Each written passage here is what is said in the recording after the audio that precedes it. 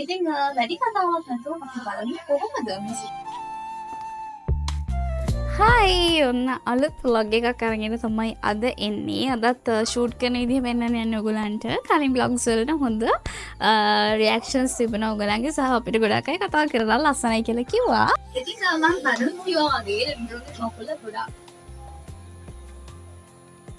ඉතින් මම කලින්ම කිව්වා වගේ රෙන්ඩෝගේ ගොඩක් තියෙන මේ කාලේ මොන හින්දිසාවක් ඇස් ඔක්කොම තියෙන කාලේ මේක ඔයගොල්ලෝ හැමෝම අනිවාර්යයෙන්ම හදලා බලන්න ඕනේ රෙසිපි එක. ලෙඩලා එනවාට වගේම හීරෝ කියවෙනවට තව තවත් හීරෝ කියවෙන්න මේ අවශ්‍යයි. ඉතින් වැඩි කතාවක් නැතුව අපි බලමු කොහොමද මේ සිදුවන කැමරේ එක හදන්නේ කියලා. ඔයගොල්ලෝ ගොඩක් අය අපෙන් අහලා තිබුණා මේ වැඩ වෙන්නේ කොහොමද කියලා. ඒක මම කලින් vlogs වලත් කිව්වා. ඉතින් අද අපි හදන්න යන්නේ ඔයගොල්ලෝ එච්චර කැමති නැතිව ඇති කියලා හිතන කෑමක්. හැබැයි ඒක මාර රසයි. ඒ තමයි සුදුලුණු කැඳ. සාමාන්‍යයෙන් මේ සුදුලුණු කන්න ටිකක් අකමැතිනෙක්ගේ සුවඳ රස ඔක්කොමත් එක්ක.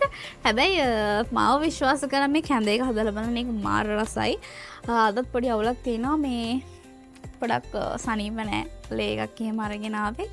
ඒ වුණාට දැන් මම එක සතියක් හරි වීඩියෝ එකක් දැම්මේ නැත්නම් නංගි ඔයා කොහෙද ගිහින් හිටියා? ඔයාට මොකද උනේ? අනේ වගේ ගොඩක් කමෙන්ට්ස් මට එන නිසා සතියකටවත් අපි වීඩියෝස් පරක්කු කරන්නේ නැහැ.